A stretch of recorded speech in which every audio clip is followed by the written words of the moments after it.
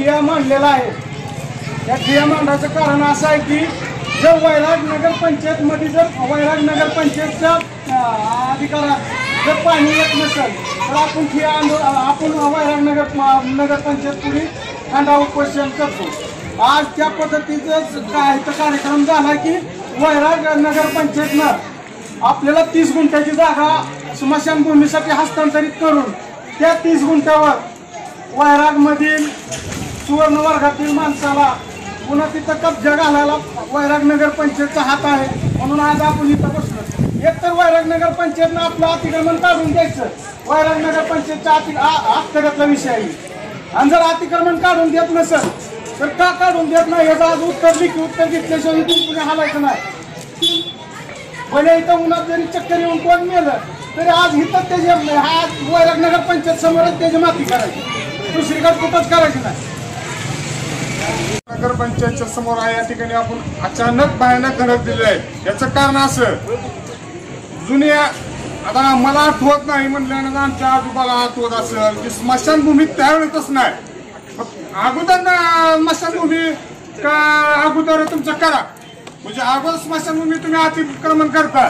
दलित वस्तीत म्हणजे जाणून बुजून तुम्ही मुद्दाम अतिक्रमण करताय आणि दलित वस्तीतली स्मशानभूमी पुन्हा आम्हाला कुठं काय वाड्याच्या कडेला हाकलायचं जागा आहे। वर्षानुवर्ष या ठिकाणीच आमची स्मशानभूमी आहे।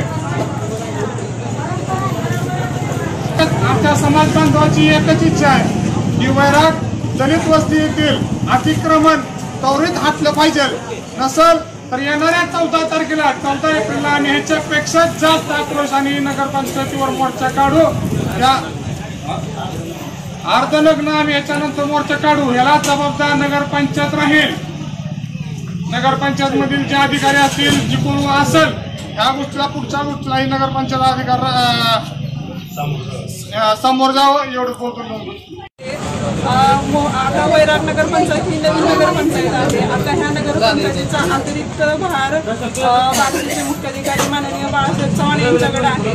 तर त्यांच्या वतीने हे मी निवेदनाचा तुमचा स्वीकार करते, त्यांच्यापर्यंत हे निवेदन पोहोचवते, कारण आज त्यांचा इथं येण्याचा दिवस नाहीये।